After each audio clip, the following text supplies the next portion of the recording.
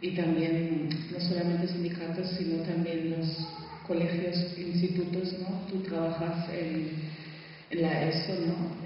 ¿Trabajáis ahí con Linux, por ejemplo?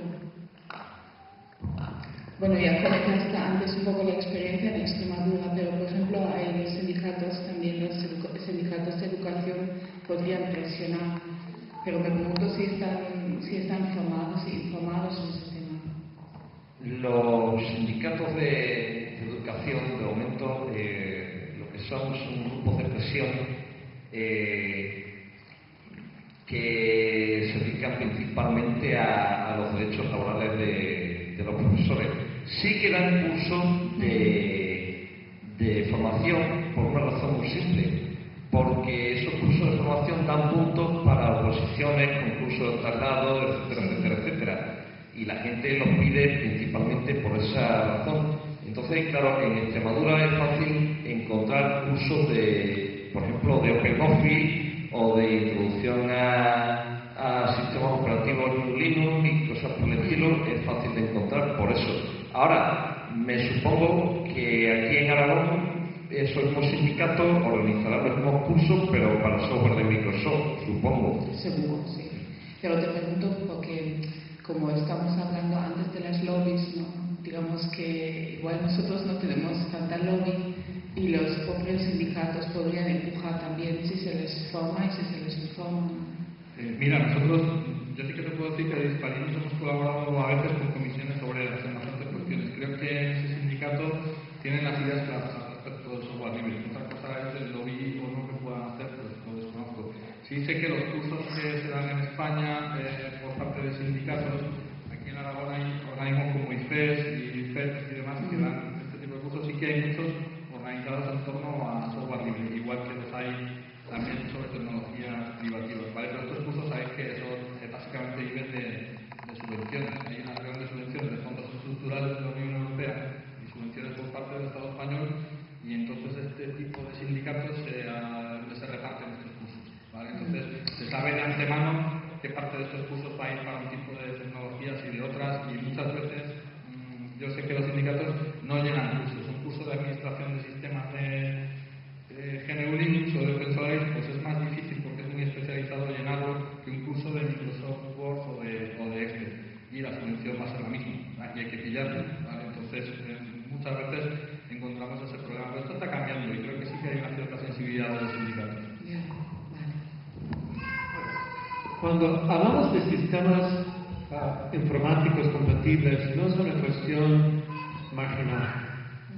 Uno de los motivos, por ejemplo, que el sistema eléctrico, uno español, el mundial, que no funcione bien y se pierde un montón de energía, es porque los sistemas informáticos no funcionan, no orientan la electricidad según la demanda, los picos y tal. Estamos hablando, cuando hablamos de tener cajas negras en todas las casas, es un gran plan de informatizar de forma compatible el sistema eléctrico. En Estados Unidos se ha calculado billones y billones de energía en dinero y en kilovatios que se pierde porque los sistemas operativos de los diferentes sistemas eléctricos son diferentes de estado a estado.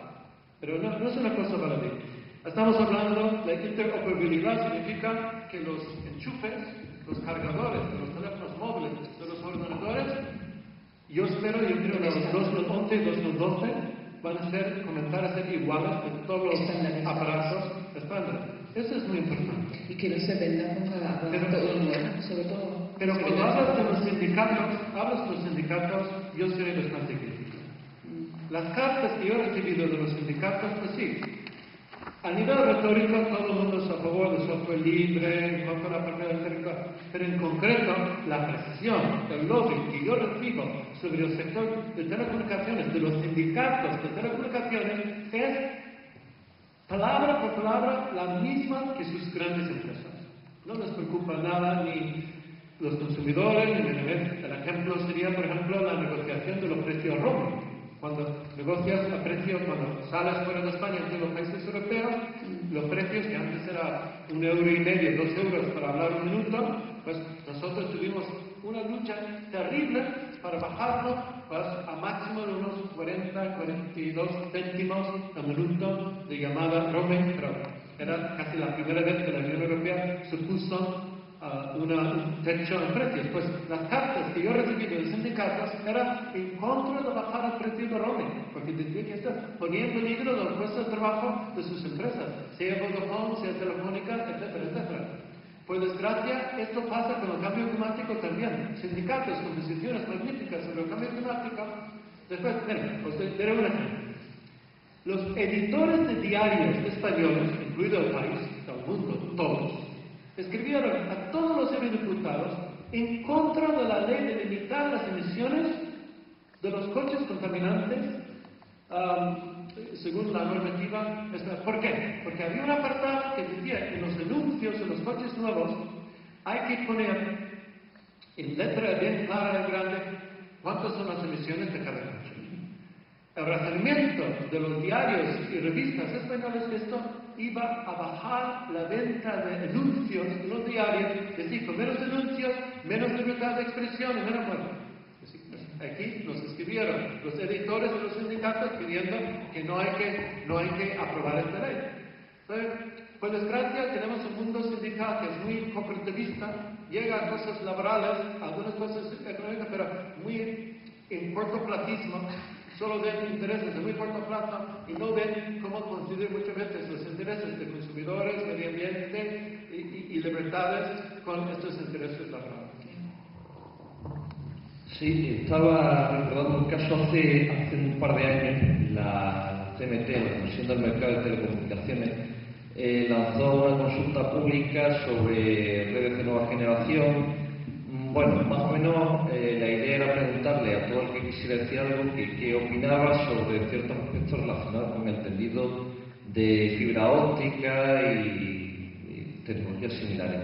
Y una de las preguntas en cuestión creo que iba sobre lo que se llamaba la separación funcional. Me explico en términos sencillos.